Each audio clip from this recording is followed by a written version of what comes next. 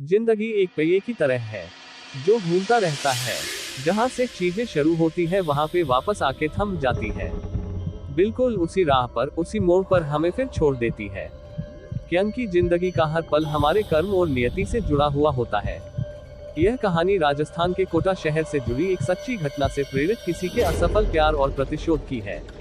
सपना, सलोनी और उनके मासूम दोस्तों की दास्तां है, जो समय के दुष्ट चक्र में फंस गए और उस मोड़ पर आके थम गए जहां मौत उनका इंतजार कर रही थी। यह एक रियल हॉरर स्टोरी है। चलिए कहानी की शुरुआत करते हैं।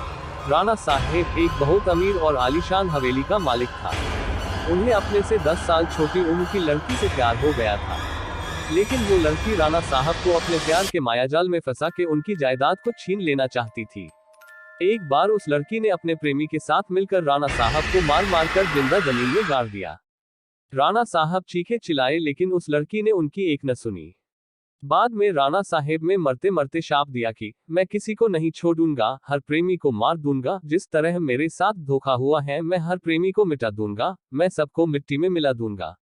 और राणा साहब की मौत हो गई। उन दिन के बाद वो जगह और वो हवेली शार्पित हो चुकी थी। वहां जो भी जाता था वो कभी भी वापस नहीं आ पाता था। आज भी राणा साहब की प्रेतात्मा वहां घूमती रहती है। कुछ दिनों के बाद उस हवेली पे एक प्रेमी कपल वहां पे घूमने के लिए आए।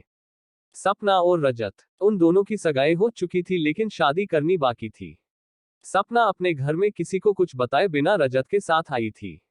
सपना और रजत मजाक मस्ती में उस जगह पहुंच गए जहां पे राणा साहब जो जिंदा दफन कर दिया था। अचानक रजत उस जगह पे गिर जाता है और उसका पैर जमीन के नीचे घुसने लगता है। यह देखकर सपना डर जाती है और मदद के लिए चीखने चिल्लाने लगती है, लेकिन कोई भी उसकी आवाज नहीं सुन पाता है।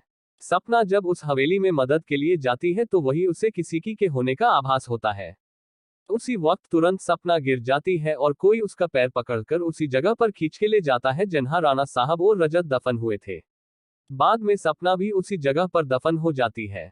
कुछ दिन बाद जब सपना अपने घर नहीं पहुंचती है, तब उसकी बहन सलोनी अपने पति समीर और कुछ मित्रों के साथ उसे ढूंढते ढूंढते उस हवेली पे पहुंच जाते हैं। समीर एक पैरानॉर्मल एक्टिविटी का एक्सपर्ट है। जब वो सब उस हवेली पर पहुंचे तब समीर को पता चल गया कि यहाँ पे किसी बुरी आत्मा का वास है। उसने सबको सूचित कर दिया। उसी रात को उन सभी के साथ कुछ अजीबोगरीब घटनाएं होने लगती है, जैसे कि नल से पानी टपकना, अपने बेडरूम में मिट्टी का आ जाना, रूम की खिड़की या अपने आप हिलने लगना, किसी के रोने की और चिल्लाने की आवाज आना।